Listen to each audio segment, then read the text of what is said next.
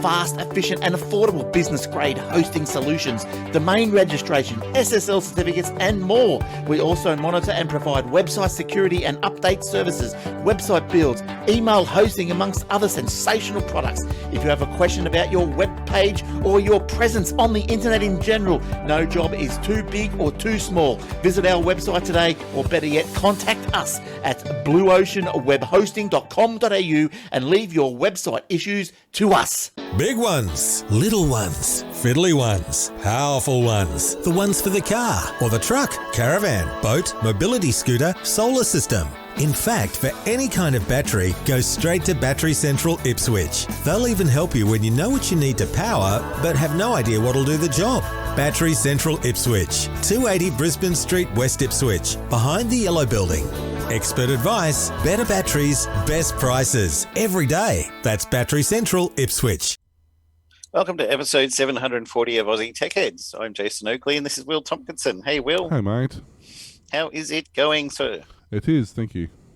I put on this shirt again, which I somehow only wear on Thursdays, which is a terrible idea because the green screen shows up on it. You just put it in your Wednesday drawer. Yeah, that's right. I've got enough in there. Some of them are empty now, so I could fit something in there. With the Wednesday, I got the boxes that I got Wednesday, Thursday, Friday and stuff on the band of it, so I know which one to wear. Sometimes I don't wear them on the day that I'm supposed to. I used to have those too, and you get really confused. If you get into the habit of wearing them on the right day and then you don't all of a sudden, it really messes you up. Your day just starts wrong and it's just... What's going on? Why is this happening Cats to will me? be sleeping with dogs. The world's gone topsy-turvy. Oh, dear. So, yeah, weather crazy again. Today, I had the whole house open and I was sweating and had T-shirt and shorts on. And then this afternoon, I went to the shop to get some takeaway and I put on jeans and a jacket. Now I've got the air conditioner on in here to cool it down. So. Oh, it's so weird. I don't know, I mean, what are we? Officially the second day or first day? No. What's the date? Second day of spring. Second day of spring. Spring is sprung. I swear it's gone from winter to summer. Yeah. Well, we just had 30-degree day or whatever it was today. Yep. Yeah, we had 22-degree night or something the other night, last night, and storms. Yeah. Like, it's summer again. It's like... Instant switch like that. Oh. People would go, the real world doesn't work exactly to calendars. You're like, well, you say that. It's funny you should mention that, yeah. But in reality, yes, it did.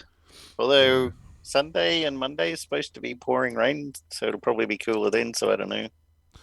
Yeah, I don't know. What the temperatures and weather's going to be like for the rest of the week. 23 today, 24, 25, then 18, 19 for the rainy days. Yeah.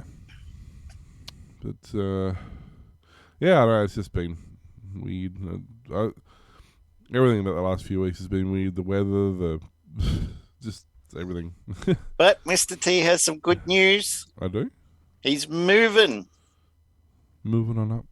Yeah, we're moving our shop, which we've been trying to do for a while. We finally got the okay. So we're moving from the complex. We're at the back of the complex. We're moving right to the front.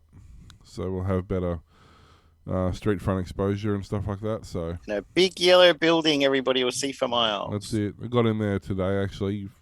Finally got the keys. And had a look around. That's very big. It's much bigger than I remember it being. You're going to get it filled? I will. I'll figure something to do with it. Yeah. I'm sure there'll be room. Plenty of room for activities. I'll open up a roller skating rink and. In the back room, you can put your car up on a jack and do some work on it. Set up an old retro arcade in there and. Yeah, now you're talking. Have some pinball machines. Yeah. So. My favourite was Funhouse. And second favourite was Addams Family. Yeah. But I also like Terminator. That was a good one. Addams Family, Terminator, Simpsons was one of my favourites. I didn't like the Back to the Future one only because it wasn't licensed. Oh, okay. It didn't have their actual voices, so that used to annoy me. I had a few pinball machines, but I used to work. I think what killed it for me was when I was working in the arcade, I used to be the one who was repairing the pinball machines all the time. Yeah. And so what were some of my favourite ones, so I quickly grew to hate. Like the Guns N' Roses one. Yeah. It was a gorgeous machine, but in terms of reliability, it was appalling. I was forever repairing that machine. Oh, jeez. The Terminator, the launch cannon on the Terminator one, it was always failing. Yep. The Addams Family, the magnet underneath that grabbed the ball and threw the ball around. That's the fun. That'd always die. Like, it was just... The things that made them good were the failure points. It was so frustrating. I used to spend... Sometimes I'd spend more time repairing them than I'd spend playing them. Yeah.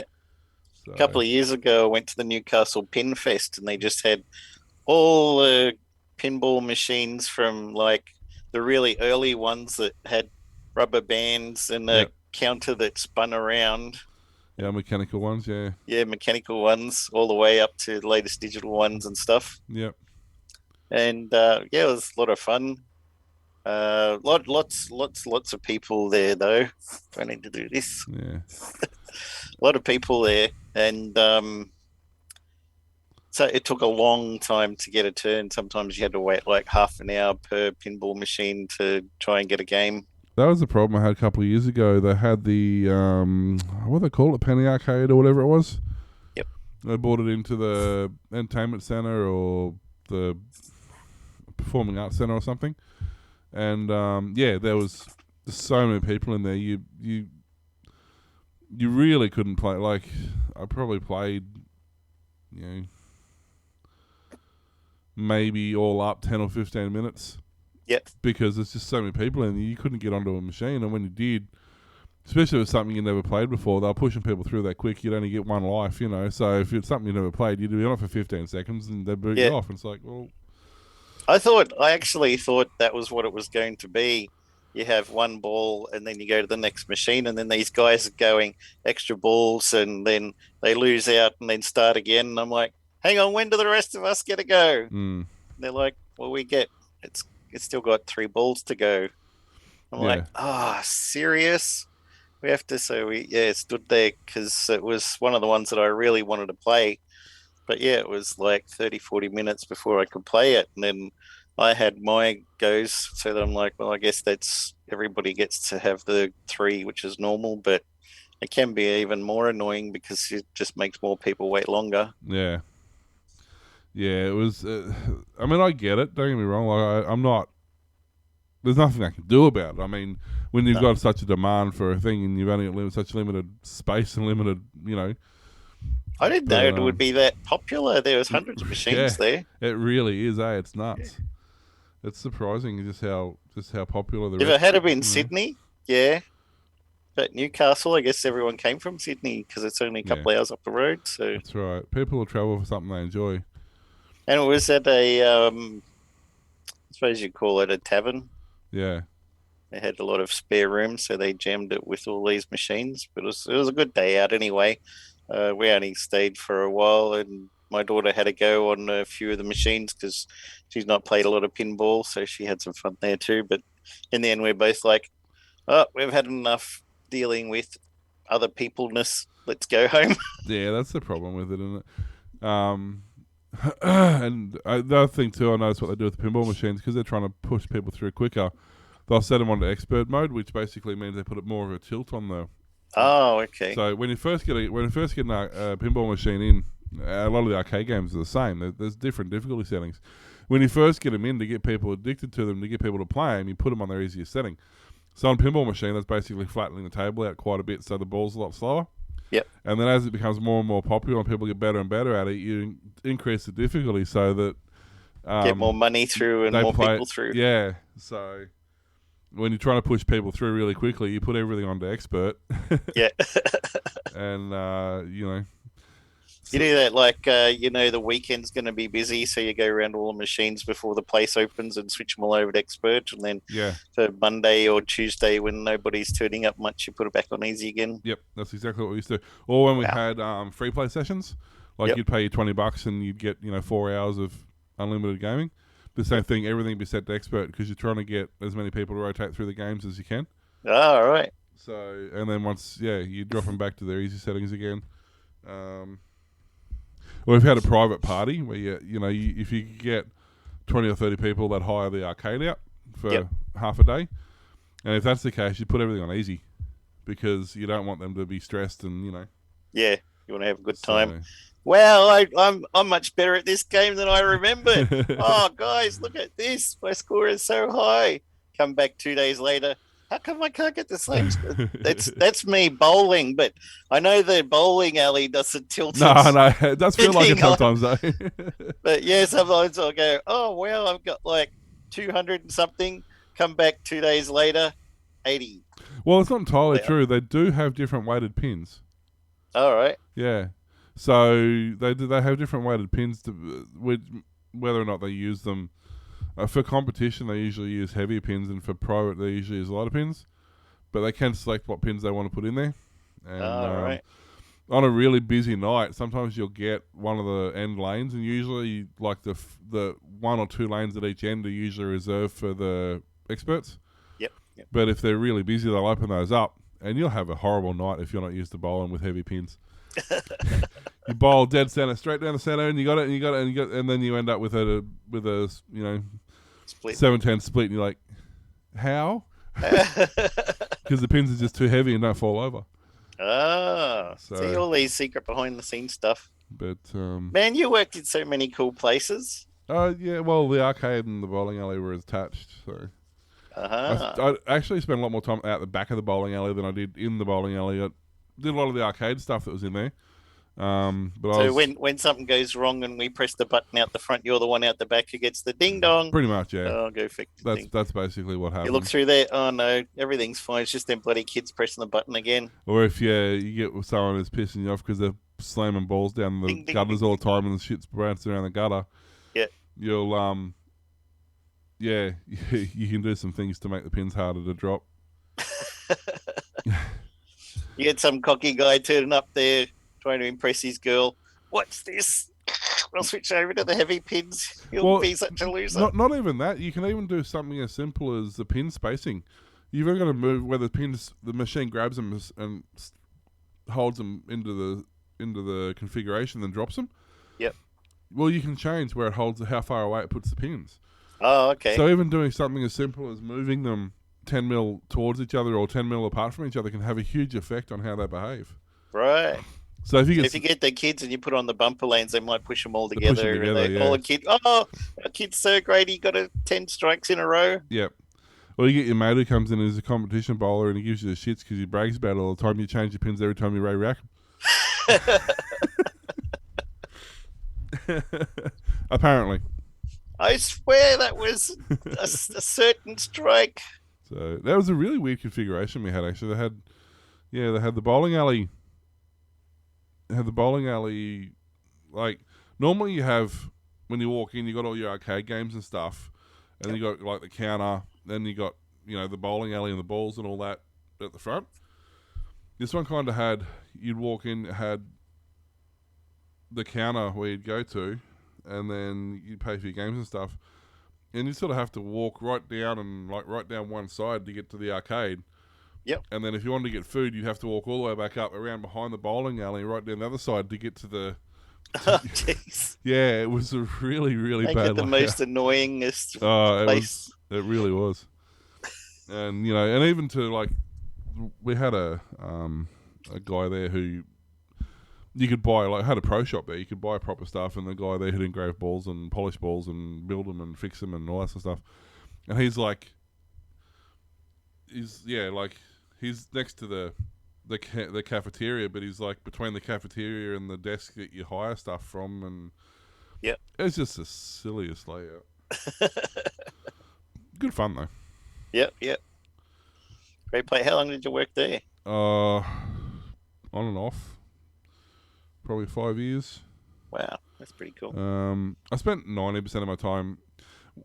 It was only like when I was at the bowling alley part of it, I was mostly at the back. Yep. But I spent like 90% of my time at the arcade part because they couldn't get anybody who could repair machines.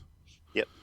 Even though that wasn't my job, I was just a cleaning bitch. Was my pay grade. Yeah. Still got all the cool jobs. One thing to this day I despise doing is cleaning a pinball machine. Yeah. The amount of the effort versus reward ratio does not make sense. No. It can take you to clean a pinball machine properly. That's been in heavy service. You'll give it a quick clean. You'll pull the glass off every day. You'll give it a quick wipe down. But once a month, it can take you 2 days. Jeez. To completely have the thing completely out of commission for 2 days to completely clean it. Yeah. There's a lot of work in some of them. Wow. So fiddly and yeah. So where do you do that? You can't move it out the back to clean it. Oh, you can. Yeah, you put them on a dolly. You'll normally take it out of service and replace it with something else. Yep. There's some games you couldn't. Some of the really big, like driving games or shooting games that were just too big. You just have to pull that one out of service and do it on site. Yep. But for most of them, you'd try and swap something back in if you're taking something out. This is reminding me of Wreck-It Ralph. Yeah. We're gone out of service. It was like a bit my that. nana. You'd try to take, if something does fail, you would try to take it off the floor and replace it with something. Yep. You'd always try and have only functioning stuff on the floor. Always got spare stuff ready to go. Yeah. But then something stupid would happen, like you'd lose like 5 machines for no apparent reason. They'd just stop working. And that whole wall would lose power. Wow. And you're like, why? just randomly, like stuff like it'd be stupid stuff that'd happen. We had an entire row of wasn't Daytona? What was it? It was. What's that? Sega Rally 2 actually. But the entire row of machines, like only had 8 machines linked. Yep. And the degaussing circuit failed in every single one of them at the same time. Holy cow. It's like, how? How does that happen? What are the odds of that? Turns out, to save money, they piggybacked all the degaussing circuits off one unit. And they're firing the unit sequentially to fire the 8 different screens and clean the 8 screens. So this circuit that's designed to fire once a day to do one screen was firing 8 times a day. And failed. So it failed in like 6 months instead of 10 years. And then didn't fire any of them. Yeah. So it's just stupid stuff like that, you know. Don't have that problem these days. Then you'd find stuff like Mortal Kombat was one of the first arcade machines to use a CD. Yeah. It actually had stored data on I don't know if it's CD or DVD, I can't remember. But yeah, it because it required so much data because they had such high graphic cutscenes and end scenes, all that stuff was kept on the disc. Wow. So fun times. That's nuts. Anyway. Should we do some news? Should we do some news? I don't know, should we?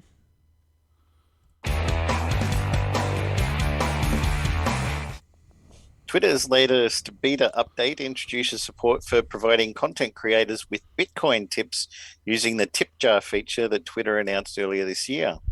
Bitcoin isn't available yet to select as an tip option for beta users, but code in the beta suggests Twitter is in the process of rolling it out. When the tip jar was first introduced, Twitter allowed users to add Bandcamp, Cash App, Patreon, PayPal, and Venmo links to their Twitter profile, but soon there'll be a Bitcoin option. The addition of a Bitcoin tipping option comes after Twitter CEO Jack Dorsey told investors in July that Bitcoin was important to the company and would be coming to the tip jar in the future. Details in the latest Twitter beta indicate that users will be directed through a Bitcoin tutorial that includes details on the Bitcoin Lightning Network and custodial and non-custodial Bitcoin wallets. Twitter gives Strike, Blue Wallet, and Wallet of Satoshi as examples of custodial wallets, and Mune, Breeze, Phoenix, and Zap as examples of non-custodial wallets. Twitter also informs users that a Strike account is required. We use Strike to generate Bitcoin Lightning invoices, so you'll need to connect your account to accept Bitcoin tips. Twitter also appears to be working on cheer, haha, sad, and like reactions to tweets. It's turned into Facebook. Holy crap. That users will be able to activate using a press and hold gesture like the current like button. Bitcoin support for tips is limited in the Twitter beta at this time and is not available for all tip users, so it's not clear when Bitcoin feature will see an official release, and there's also no word yet on when the new reactions will launch. Well, I mean, Facebook uses ats and hashes now, so why not, right? Yeah. Cross-moginate all the things. I had a story I wasn't going to do, but since you did that Twitter one, just had a secondary Twitter one. Twitter creates a safety mode to temporarily block accounts caught insulting users. Twitter is rolling a new feature called Safety Mode that temporarily blocks certain accounts for 7 days if they found insulting users repeatedly sending hateful remarks. The feature will only be available in a small group of English languages. To a small People group with of other English languages don't attack people. No. They're all too nice. On iOS, Android, and Twitter.com, the company explained users will be blocked if they're sending repetitive and that's supposed to be uninvited. I'm sure it's supposed to be a V instead of an F, but anyway. Uninvited? Uninvited. Replies or mentions, according to Twitter. Senior product manager. When the feature is turned on, in your settings, our system will access the likelihood of a negative engagement by considering both the tweet's content and the relationship between a tweet author and a replier. Our technology uses existing relationships, so accounts you follow frequently interact will not be auto-blocked. Blah, blah, blah. So yeah, so speaking of Facebook and Twitter merging, it's they're becoming one and the same, closer and closer, aren't they? So that means you can still sledge your friends as much as you want to, just not people who are not your friends. I would also imagine there'd be some form. They haven't really. Oh yeah, there you go. You can also manually flag a tweet. So yeah. Well, they wouldn't know that you're a friend of mine on Twitter because you don't tweet anything, so I don't talk to you on Twitter. No, but so that means I can sledge you, but then I would get blocked. No, hang on, that's not good. But I have to be nice to you on Twitter. But then, well, they take into consideration that been following each other for X amount of years, so that'll be part of it. But as I said, like there's a manual flag as well. So I'm assuming if there's a manual flag, there'd be a manual override saying that, hey, no, that's actually okay. Oh yeah, there we go. Users can, it does work both ways. Yeah, so you can manually flag a tweet, or you can. Either party can manually request a review. How about they have a wait list so you can wait list the people you don't want to ever get blocked for harassing you? Yeah, one thing at a time. Safety mode is another step in the right direction towards making Twitter a safe place to participate in public conversations. There you go. So we'll see, but yeah, I mean, see if it's as flaky as Facebook's. Yeah, that might accidentally shadow ban someone or jail them randomly for like 30 days. Yeah, regularly. It's so cool. I think I've still got like 6 or 7 days left on that ban yet. Jeez. They threatened me with another ban the other day. I'm like, how can I be banned? I haven't. They went back and it was like from like August last year. You posted this, and I'm like, and. The last 2 bans I've been done have been stuff that's more than 6 months old. Jeez, they're a bit slow. Who's going through all your stuff? And I'm sure there's people reporting me because, that's what they do. Yeah, nothing better to do. The people don't like being told they're wrong, especially when they're wrong. The more wrong they are, the more they don't like being told they're wrong. Yeah. Funny that. The so-called Flubot scam is mutating, with Australia's peak competition watchdog warning the con is changing appearances. The Flubot scam sees Android phone users send SMS messages from an unrecognised number, appearing to notify of a missed call or voicemail. Now, there are reports this is going to iPhone users as well, but the hacks don't work on them, so it's not so much of a problem, just annoying messages coming in. Included in the text is a link that, when clicked, enables scammers to download a malware app onto the phone. Well, you also have to have side loading enabled, I think, for that one. So if you don't have that specifically turned on, it's turned off by default, but you still get the annoying messages. However, the ACCC is warning the scam is now imitating parcel deliveries. We're receiving reports of texts like these saying a parcel is being delivered or in transit and containing PHP link, the ACCC Scamwatch page tweeted. Delete these messages and don't click on links. If you want to check a delivery, use the confirmation email from the business. Cybersecurity experts warn the malware could do serious damage to the phones that are infected. It'll be able to do a whole lot of damage to your phone, everything from stealing your bank accounts, your passwords, and then it will spread via SMS to your friends or other numbers. Experts say the scam could be making footholds due to the pandemic, with victims believing the voicemail could be test results. Now, I see a minimum of one a day of these, and I have anti-scam stuff on my phone, but as we've talked before, if it hasn't been reported yet by anyone, then the software doesn't know that it's a scam, so you still get it anyway. Don't click on the links, especially if you're not expecting something to be delivered and it says you got something delivered. It's like, oh, well, it's like those emails that they send out saying you've won $50,000 and you've never joined the lotto or anything, but you still fall for it. That's all yours, is it? These are all, and they're all auto-blocked by the Xiaomi. I haven't had one go through. Oh, that's good. I got to actually go into the spam folder to see them. Look for it. Yeah. Which I do occasionally just to make sure it hasn't blocked something that I don't, Yeah. But no, it's so far, I have to admit, it's got every text message and all bar probably, I don't know, maybe half a dozen phone calls in the last, 18 months, 2 years. Geez, they're doing much better than Samsung then. I get them calls and them all the time. I put my calls onto so strict, I think I probably missed some real calls even. If I go and have a look in my call spam, I haven't looked in here for a while. Where are we? So if you didn't order anything online and it says you've got a delivery coming, probably don't believe it unless you know who's supposed to be sending and you call them on a different number, not the one that you get a message from. Also, the numbers are most likely spoofed, so if you block them specifically manually, they'll just generate a new number and send it from there. So you need the software like Will's got so that it'll auto-detect what links and stuff are being sent. Blocked, spam, blocked, spam, blocked. Jeez. And that was all in a couple of hours. Yeah. So much crap going through the Australian network. The telcos need to do something. Why? They don't care. Well, if they get enough pissed off customers, maybe something will happen. I don't know. Yeah. I mean, spam's only as effective as the people who are allowed to happen, though. Yeah. It's like email spam.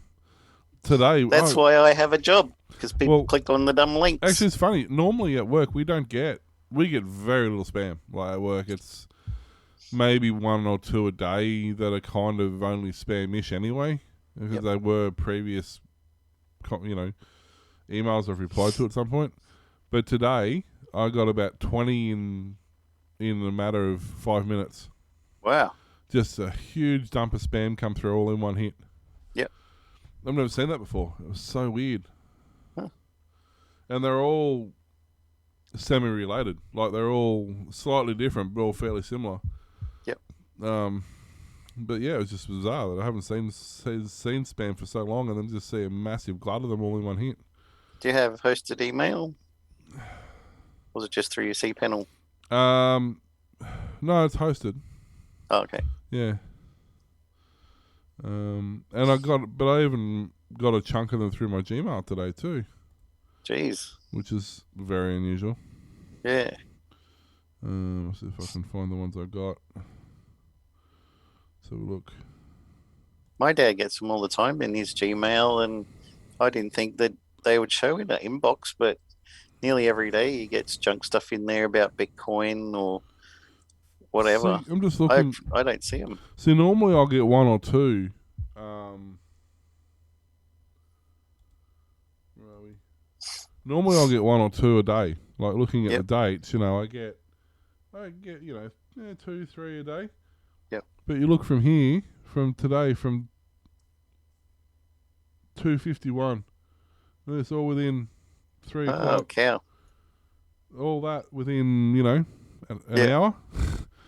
There's 20 or 30 spam there. Wow. That's nuts. Yeah, I don't really know what that was about. And they're all similar. They're all all unemployment resources. Click here to claim your unemployment benefits. I just loaded up my Gmail spam folder. I've got 10 spam messages since the start of August. Now, in my defense, a lot of these I've got 4 Gmail accounts all funneling into this one. All right. So they're not necessarily all from here. They're luckily just hitting all yours when they auto-generate the to field. But what I don't get is this particular one I thought was a classic. It's coming from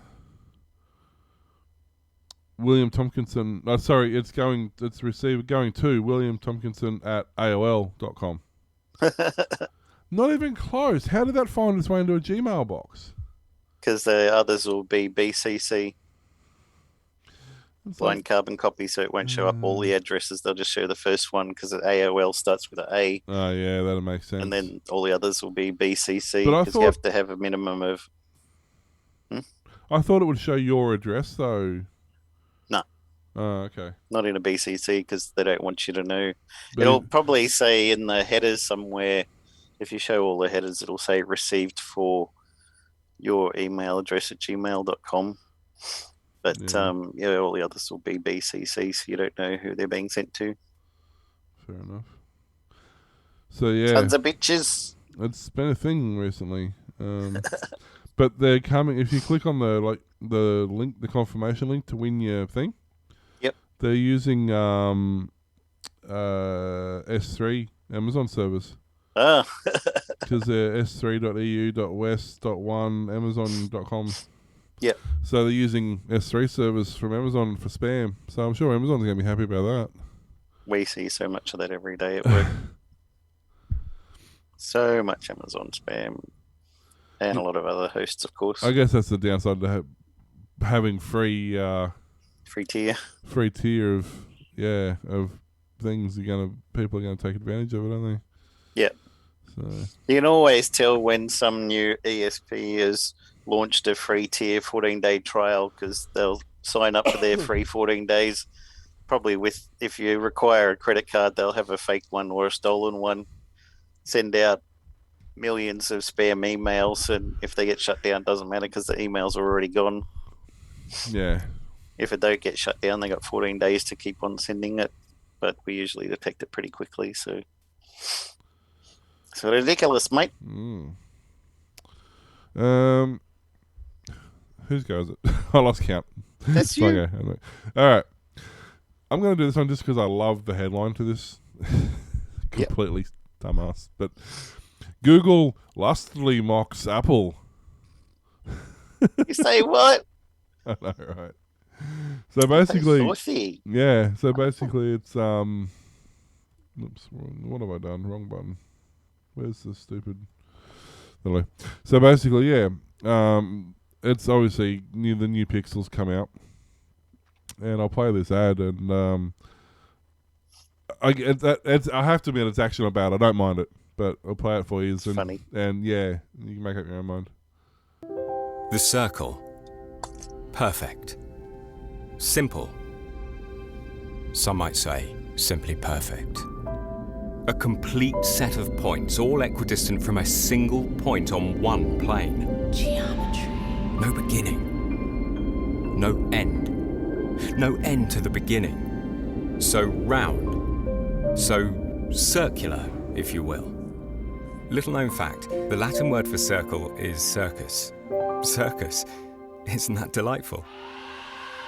And that delight inspired us to reimagine the circle for the new Google Pixel 5a. Precisely 3.5 millimeters in diameter, forged and machined from the finest premium-grade copper and iron, housed in a unibody of die-cast aluminium. Fancy pronunciation. Engineered for optimal haptic feedback to deliver the satisfying feeling of click. A circle, yes, but also a hole. A tiny black hole with the gravitational pull of 1 trillion collapsed stars. Approximately. Capable of transporting us to fantastic alternative aural dimensions.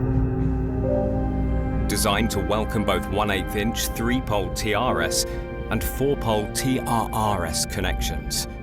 A glorious achievement that draws from our past as it propels us into the future. It's a headphone jack. Yes, it's a headphone jack. With the Google Pixel 5a with 5G, the circle has finally come full circle. Oh dear. So basically they're obviously taking a punt at Apple there. But yeah, it's funny. I just thought that, like, there's so many things on a phone you could focus on. Yeah. But to make nearly a 2-minute ad just from an earphone jack. It's an Apple thing to do, isn't it? So We've made it perfection. yeah. It's a never-ending circle. But it was funny because the Pixel 2 didn't have a jack in it either. All right. So the original one did. Yep. And then they haven't had them again right up until, so obviously the brand new one's going to have it again. So yeah, it's so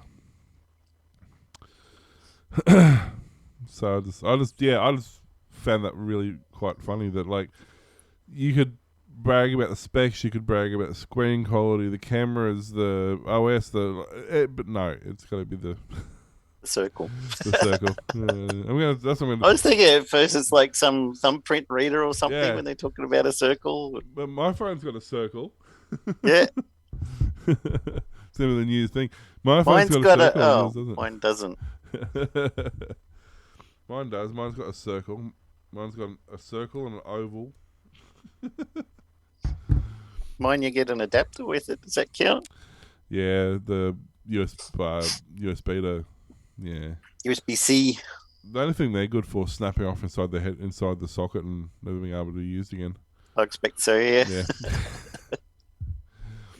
So Microsoft is announcing that Windows 11 will be released on October the 5th. The new operating system will be available as a free upgrade for eligible Windows 10 PCs or on new hardware that ships with Windows 11 preloaded. The free upgrade to Windows 11 will start rolling out on October 5, but like many Windows upgrades in the past, it will be available in phases. New eligible devices will be offered the upgrade first, and then Windows 11 will become available for more in-market devices in the weeks and months following October 5. Following the tremendous learnings from Windows 10, we want to make sure we're providing you with the best possible experience, explains the General Manager of Window Marketing at Microsoft. We expect all eligible devices to be offered a free upgrade to Windows 11 by mid-2022. On existing Windows 10 pieces, Windows Update will let people know when the upgrade is available for Windows 11. You can also check to see if your device is eligible for Windows 11 upgrade through Windows Update or Microsoft's dedicated PC Health Check app. While Windows 11 will be launching on October 5th, not all of the announced features will be available. Microsoft is bringing Android apps to Windows 11 in partnership with Amazon and Intel, but this feature won't be available at the time. A preview of Android's apps on Windows 11 will be available for Windows insiders in the coming months, suggesting that likely won't launch to all until 2022. Microsoft clarified its minimum system requirements for Windows 11 last week, but also revealing a workaround for those who don't meet them. You can install Windows 11 on any hardware using an ISO method, as long as the PC has a 64-bit 1 GHz processor with 2 or more cores, 4 gig of RAM, 64 gig of storage, and a TPM 1.2 chip, which nothing does. But if you use the workaround, your PC will be in an unsupported state. This means an unsupported Windows 11 PC might not get access to Windows Update and even security patches. There's your workaround, Mr. T. You never want to get Windows Update. That's so it, if you exactly. put a TPM 1.2 chip in there, it won't ever upgrade you. If your PC isn't fully compatible with Windows 11, Microsoft is still supporting Windows 10 until October 14, 2025. It's not clear how many major updates Microsoft will release for Windows 10 over the next 4 years, though. A 21H2 update is arriving for Windows 10 users later this year that includes GPU compute support for Windows Subsystem for Linux, Windows Hello improvements, and WPA3 H2E Wi-Fi security support. So what it really means is unless you have a TPM Secure 2.0 chip, you probably won't be getting Windows 11. Which and you won't. Almost guaranteed to not have one. Yeah. You're almost guaranteed not to have it in Australia. In America, a lot of the newer PCs have had TPM 2.0. Some older ones have had 1.2 because they sort of made it a standard over there. But my computer, I only bought earlier this year, and it doesn't have the TPM module at all. No. And the company I got it from said, we don't know any computers that in Australia that have ever had it. We can probably special order a chip in for you, but it'll come from overseas and take a while to get here. It'll probably be expensive. Yeah, that's it, and it's the same. I was looking through some of the new boards and that have just come out, and they don't have them either. No. I was looking, I'm like, why suddenly has this become a thing? The irony of it is, if you use, apparently Windows 11 runs really, really well on new Macs using Parallels.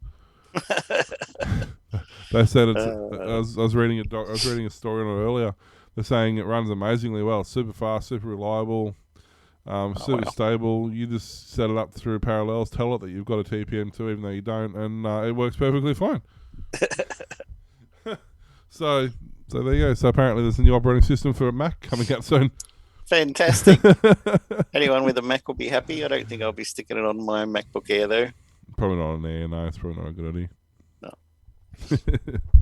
What about these things going along up here? Yes, they are. So you can check us out at patreon.com/AussieTechHeads or Ko-fi.com. You can do PayPal, or you can just give us money. You can send us, Christmas cards. You can do whatever you like. Basically, it's we're unsponsored, unmonetized on YouTube, and we do appreciate the few bucks that people throw us here and there, and it does make a difference at the end of the day. It helps us keep things somewhat running smoothly. Makes us turn up each week. At least smoother than if it wasn't. Yep. So it does help, guys. So yeah, and of course too, don't forget you can contact us normally and just to have a chat and say good day and ask us questions and send us ideas and all that sort of stuff as well. So don't be afraid to say hi.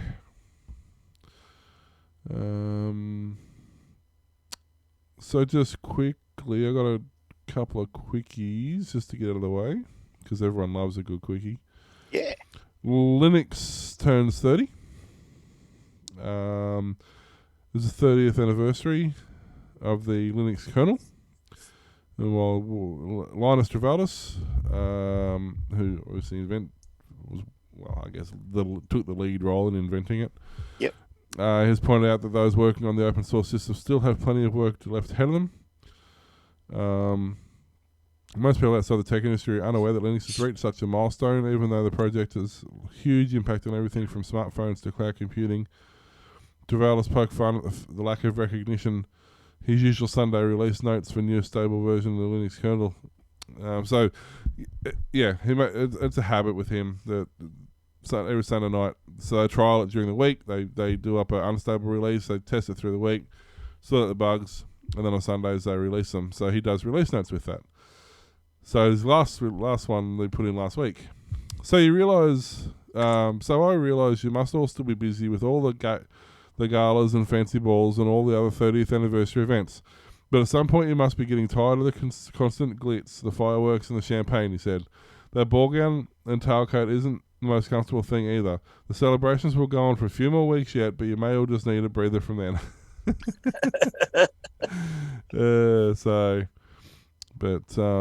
Happy birthday. Yeah, pretty much. Just said obviously they just keep on.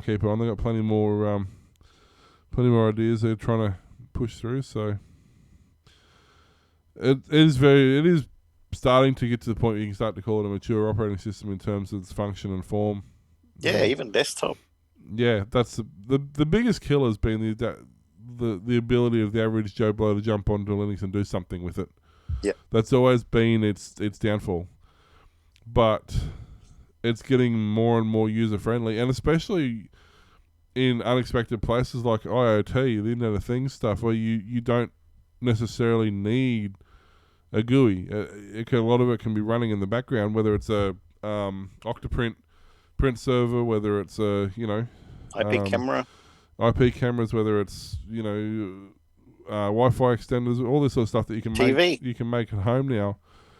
Whether it's a Raspberry Pi or a Arduino or whatever, or a Pi. What's this one? Oh, the wireless Pi, Arduinos and all sorts of stuff. Embryonic true device. That's it. They're all Linux. Yep. And they're really, it's not just that thing that geeks have on their computer anymore. Yeah. You used to have. Well, Windows is going to be supporting Linux even better soon. Well, yeah, by natively support it, which is not ironic given the fact that it's based on Linux as well. So, and let's face it, so is Mac OS. I mean, it's based on Linux as well. They all are. Well, Unix, I suppose. Yep. But so keep an eye out for things happening in the Linux cloud in the next couple of years.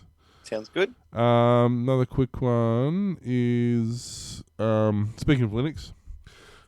So there was a lawsuit 20 years ago.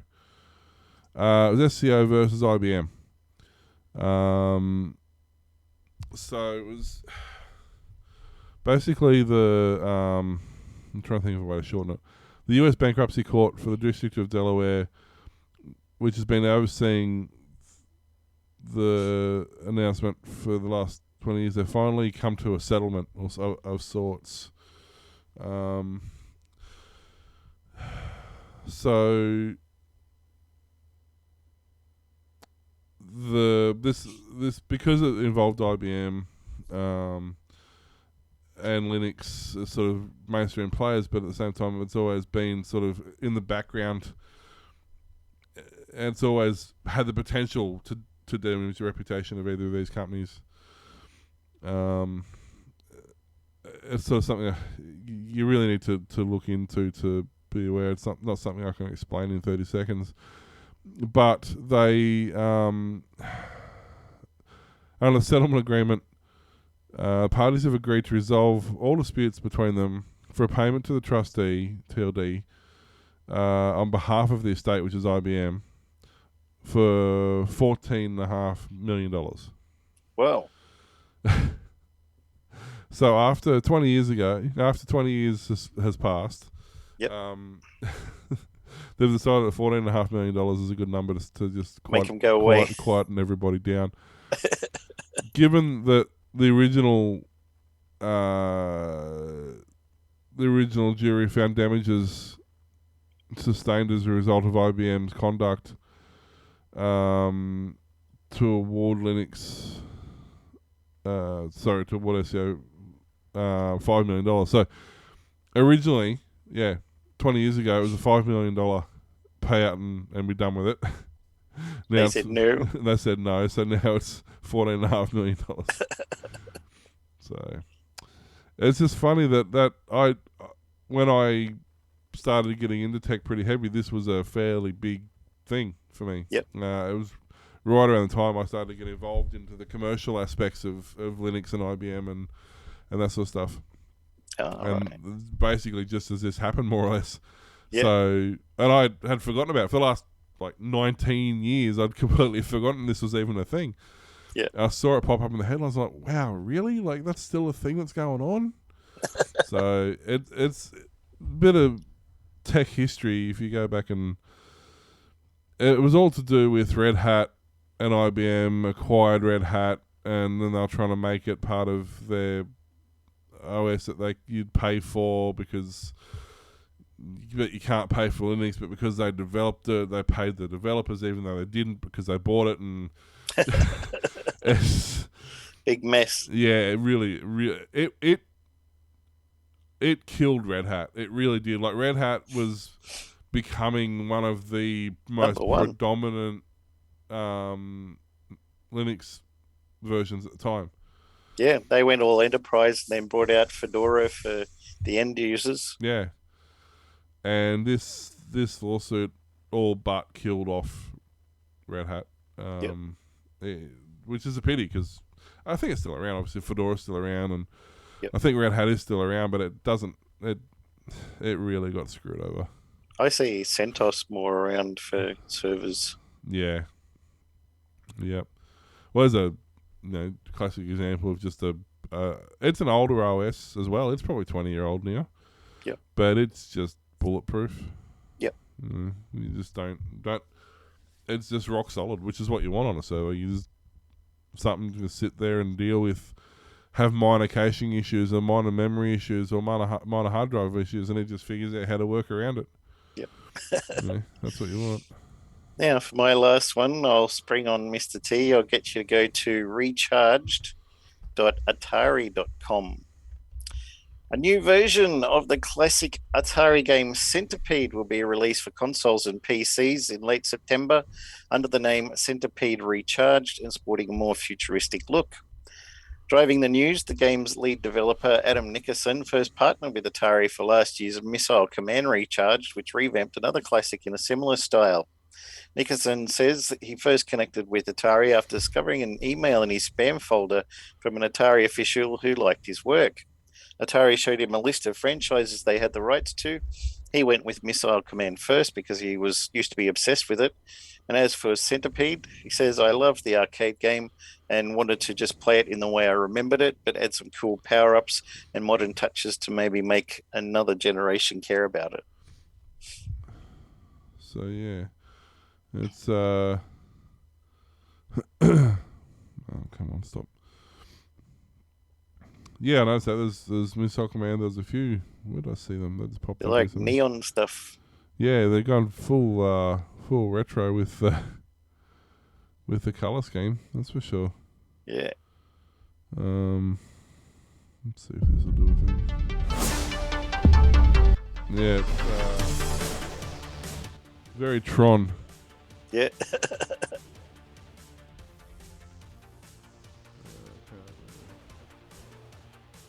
Wow, that is really, really intense, isn't it? Yeah. They didn't mess around with those colours. Have a look at the Centipede one. You get your achievements and stuff through Xbox and PlayStation. It's coming to Xbox Series X and S, Nintendo Switch, PlayStation 4 and 5, on Steam, on Epic Games, and also Atari VCS. Which looks like that. Yep. Very, very 2600 original console. Yeah. So let's go. Centipede.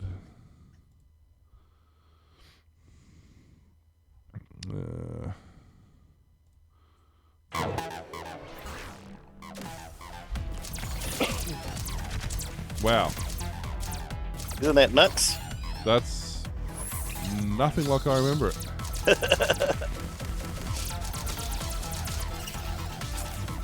Reminds you of Space Invaders Infinity on the iPhone. Yeah. Yeah. It's got co-op too. Different. And original music by award-winning video game composer, music producer, and vocalist Megan McDuffie. There'll be something to keep an eye out for. Might nearly be. I can't buy everything though. I'm just like, no, that's another console I'll buy, but no, I won't. No, the Atari VCS is a bit of a disappointment. The Amico from Intellivision looks interesting, but I've got a PlayStation 4 out in the lounge that I only use for Media Center. So, and I've got 2 Game Boys and a retro Game Boy device that I don't use a lot. So this is the I thing, buy isn't it, it? but yeah, when would I use it? It's like I'm the same. I got, I just find I end up doing 90% of the gaming on my computer. Like It's there. It works. It's Yeah. easy. I haven't got the VR headset in there, but having to plug that in and configure it, stick it on my head, and then in summer you're sweating buckets and stuff. So I just end up with the flat screens and playing normal game. If you want to emulate something, you can on your desktop. It's already there. I think that's what it comes down to. Like you could have. I mean, and if I was going to do it that way, I would buy old school retro original consoles. I wouldn't buy the re-releases. Yeah. I've learnt my lesson with those. Yeah. So if I was going to go to the trouble of doing it, then yeah, but I'd do it properly. Yeah. So I don't know. Just quickly, Services Australia defends use of Excel in rectifying robo-debt errors. A Senate committee probing Centrelink's retro debt scheme heard spreadsheets were used to perform task services Australia's computer systems could not. Again. Why Excel for your database? I don't. Excel is not a database. The use of Excel spreadsheets was part of this process of